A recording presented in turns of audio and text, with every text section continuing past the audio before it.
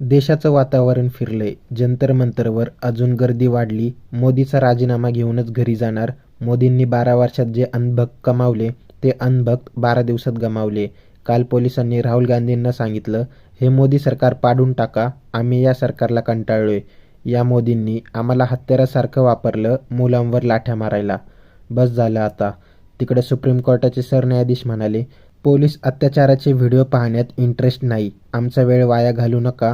त्यावर निखिल वागळे म्हणाले, अहो जस्टिस सूर्यकांत, तुम्हाला मुलं बाळ आहे की नाही? कशा प्रकारची लोक सरन्यायाधीश होतात? मी या सरन्यायाधीशांचा निषेध करतो. निखिल वागळे यांनी आज तुफान बॅटिंग केली. अख्खी भाजपा कशी धुतली चला बघूया. कॉक्रोच जनता पार्टीचं जे आंदोलन चाललंय, जंतर मंतरवर ठिया मारून बसलेले आहेत हजारो तरुण आणि सगळ्या देशभरात हे आंदोलन पसरलेलं आहे. माझा शब्द लक्षात ठेवा, सगळ्या देशभरात हे आंदोलन पसरलेलं आहे. आता हे मला असं वाटतं अभिजितच्या सुद्धा हातात राहिलेलं नाही आहे किंवा अभिजितच्या टीमच्या हातात राहिलेलं नाही. कोणत्याही परिस्थितीत धर्मेंद्र प्रधान यांचा राजीनामा घेतल्याशिवाय आम्ही इथून हटणार नाही असंही मुलं म्हणत आहेत. त्याबरोबरच या मुलांच्या अन्न पाण्याची सोय करावी म्हणून देशभरातून लोक, बघा परिस्थिती आणि काळ कसा बदलतो, लोक झोमॅटोवरून, कोणी बंगलोरचा माणूस, कोणी केरळाचा माणूस, कोणी उत्तर प्रदेशातला माणूस या मुलांना झोमॅटोवरून जेवण पाठवतोय. सगळ्या देशाला या मुलांची काळजी आहे. मला हे स्वाभाविक वाटतं. हे जनतेचं आंदोलन झालेलं आहे, हे युवकांचं आंदोलन झालेलं आहे, हे दर क्षणाला वाढत चाललेलं आंदोलन आहे. भाजपने खूप प्रयत्न केला आहे ना बदनाम करायचा. हजारो पोस्ट लिहिल्या, हे कसे देशाचे दुश्मन आहेत. देशाचे दुश्मन आता भाजपवालेच झालेले आहेत, हे लक्षात घ्या. ही भावना आहे मुलांची. गंमत सांगतो, मोदी किती बनेल आहेत बघा. काल मोदींनी संसदीय पक्षाच्या बैठकीमध्ये असं जाहीर केलं की पेपरफुटी हे घोर पाप आहे. नरेंद्र मोदी यांचे वक्तव्य जर घोर पाप आहे तर हे पाप कोणी केलं?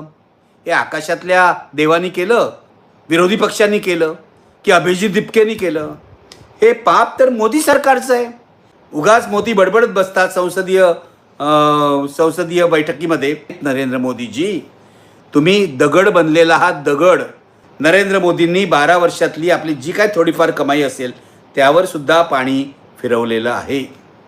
सगळ्यात धक्कादायक गोष्ट ही आहे की chief justice of India Suryakant जे आहेत त्यांनी पोलिसांनी जो लाठीमार केला, पोलिसांनी जे अत्याचार केले त्याविषयीची केस ऐकायला नकार दिला. वकील सांगत होते की तुम्ही हे व्हिडिओ बघा, व्हिडिओ बघायला आम्हाला वेळ नाही असं म्हणाले.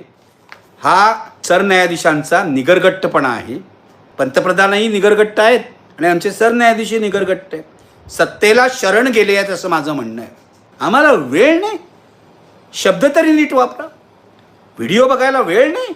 मुलींवर अत्याचार होतोय, विनयभंग होतोय, मुलींना पार्श्वभागात त्यांनी काठ्या मारलेल्या आहेत. वेळ नाही.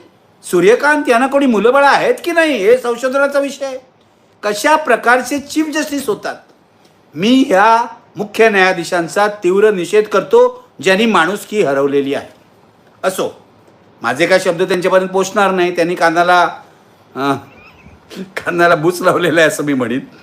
तुम्हाला एक लक्ष सांगतो की अशाच प्रकारे वागत राहाल ना तर एक दिवस संसदेमध्ये सुद्धा मुलं घुसतील आणि तुमच्या न्यायालयात सुद्धा घुसतील, हे लक्षात ठेवा. हे होऊ द्यायचं नसेल, हे व्हायला नको आहे मला. कारण मी अहिंसेवर विश्वास ठेवणार आहे. तर तुम्ही या मुलांच्या मागण्यांना प्रतिसाद द्यायला पाहिजे, या मुलांशी बोलायला पाहिजे. काय म्हणू मी यांना? ही माणसं आहेत की नाही हा प्रश्न माझ्या मनात निर्माण होतो. पण हळूहळू माणसं जागी होत आहेत मित्र. मी तुम्हाला सांगतो, वातावरण बदलतोय. हे अत्याचार पाहून जो मध्यमवर्गीय माणूस घरात लपलेला होता, आजवर बोलत नव्हता, तो आता बोलू लागलेला आहे. जेव्हा जेव्हा या देशातल्या मध्यमवर्गीय जागा झालेला आहे तेव्हा तेव्हा देशात परिवर्तन झालेलं आहे. तेव्हा जरा सावध व्हा. माझं सतत सरकारला सांगणं आहे, न्यायालयांना सांगणं आहे, सावध राहा. लोकांची नजर आता तुमच्यावर आहे. पण आज शरद पवारांनी सगळ्यांना धक्का दिला किंवा धक्का दिला नाही म्हणा, ते चक्क मोदींना भेटायला गेले. छायाचित्र प्रसिद्ध झाली आहेत, हातात हात घेऊन दोघं, म्हणजे मोदी त्यांना आत घेत आहेत वगैरे. शरद पवार कशासाठी भेटायला गेले हा प्रश्न आहे. शरद पवार काल आंदोलक विद्यार्थ्यांना भेटायला गेले तेव्हा लोकांना बरं वाटलं होतं, त्या विद्यार्थ्यांनी बरं वाटलं होतं. पण शरद पवारांचा काही भरोसा नाही असं लोक म्हणतायत. शरद पवार म्हणे शेतकऱ्यांचे प्रश्न घेऊन तिथे भेटायला गेले असं त्यांच्या पक्षाचे लोक सांगतायत. पण माझा इतकाच छोटा मुद्दा आहे की मोदींबरोबर चहा पिता पिता शेतकऱ्यांच्या प्रश्नाची चर्चा करता करता पोलिसांनी मुलांवर जे अत्याचार केले त्याविषयी शरद पवार बोलले की नाही हे आम्हाला सांगा. बोलले की नाही? साधा मुद्दा आहे. शरद पवारांनी बाहेर येऊन मीडियाला सांगायला पाहिजे तुम्ही या मुलांविषयी का बोलला नाही, याचा खुलासा शरद पवारांनी करायला पाहिजे. हे लक्षात ठेवा. तेव्हा शरद पवार या ज्या कृती करतात, मोदींना भेटायच्या, न भेटायच्या, अडाणीला भेटायच्या, याचे वेगवेगळे अर्थ काढले जातात. पण मी पवारांना हे सांगू इच्छितो, आता लोकांचा तुमच्यावर फारसा विश्वास राहिलेला नाही. तेव्हा वागताना जरा जपून वापरा, जपून वागा, माफ करा, जपून वागा पवार साहेब. एवढंच मला पवार साहेबांना सांगायचं आहे. लोकांना गृहीत धरू नका, नाहीतर हे संतप्त तरुण तुमचाही धिक्कार करतील. मुंबईमध्ये ज्या मुलांना अटक केली त्यांना सोडवण्याचं काम आदित्य ठाकरे किंवा अमित ठाकरे यांनी केलेलं आहे. पण या मुलांचे पत्ते काढून त्यांना धमक्या देणं, त्यांचा पाठलाग करणं, त्यांच्या घरच्यांना घाबरवून सोडणं असं काम पोलीस करत आहेत. मी मुंबई पोलिसांना सांगू इच्छितो की हे फार काळ चालणार नाही. या मुलांच्या बाजूनी सगळे आमच्यासारखे नागरिक उभे राहतील. तुम्ही 15 दिवस लावला होता ना जमावबंदी, ती उद्ध्वस्त केली मुलांनी. काय केलं तुम्ही? आज म्हणे पोलिसांच्या गाडीपुढे मुली ठामपणे उभ्या राहिला. मग एक मुलगी उभी राहिली म्हटल्यावर 10 मुली तिच्यासोबत आल्या. तेव्हा तुम्हाला माहीत नाही जेन झी काय करेल. तेव्हा पोलिसांनी सुद्धा सावध राहावं, स्वतःच्या गुरमीतून बाहेर यावं, असा माझा पोलिसांना इशारा आहे. मित्रो, हे आंदोलन भारताच्या इतिहासात नोंदलं जाणार आहे. मला माहीत नाही धर्मेंद्र प्रधानचा राजीनामा होईल की नाही, कारण ते मोदींवर अवलंबून आहे आणि मोदी हे कुणाचाच विचार करत नाही. राहुल गांधी काल जखमी झाले होते, त्यांच्या नाकातून रक्त वगैरे येत होतं. राहुल गांधी असं म्हणाले, हो पोलिसांनी मला फरफटत नेलं. आणि त्यांनी एक मीडियाची गंमत केली. ते असं म्हणाले, मला जेव्हा अशा प्रकारे ओढून नेत होते तेव्हा एक राजस्थानचा पोलीस असेल किंवा हरियाणाचा पोलीस असेल, ते मला सांगत होते की ही सरकार जे आहे ते आता बदलायला पाहिजे.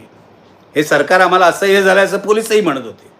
आता राहुल गांधींनी हा गुगली टाकला की खरंच त्यांना पोलीस म्हणतो. मी तुम्हाला सांगतो, पोलिसांची जी भावना आहे ती हे सरकारला कंटाळल्याची आहे. बस झालं आता. जे सरकार आपल्याला हत्याराप्रमाणे वापरतं मुलांवर लाठ्या बरसवायला, हे सरकारचा उपयोग काय असं पोलिसांना वाटलं तर मला नवल नाही. हळूहळू समाजामध्ये सरकारविषयी नाराजी, राग, संताप आता लोक म्हणायला लागते. BJPचे लोक फेसबुकवर लिहित आहेत की मी BJPचा कार्यकर्ता होतो, आता मला BJPचा कार्यकर्ता किंवा नेता राहायची इच्छा नाही. आज फेसबुकवर एक पोस्ट फिरते, BJPमधूनच एखादं बंड होण्याची शक्यता नाकारता येत नाही. काही लोक नाराज होऊन BJP सोडतील, हे लक्षात घ्या. अंतर्गत BJPमध्ये खूप मारामाऱ्या चाललेल्या आहेत. जुने नेते मोदींवर नाखुश आहेत. मोदींनी हे संकट ओढवून घेतलं आहे असं त्यांचं म्हणणं आहे. त्यामुळे मला असं वाटतं की नरेंद्र मोदी काय करायचं ते करोत, पण त्यांच्या पंतप्रधान पदाचा शेवटचा काळ सुरू झालेला आहे. लक्षात ठेवा मी काय बोलतो. शेवटचा काळ सुरू झालेला आहे. नरेंद्र मोदींना आता इथली जनता कंटाळलेली आहे, हे स्पष्टपणे सांगणं आवश्यक आहे.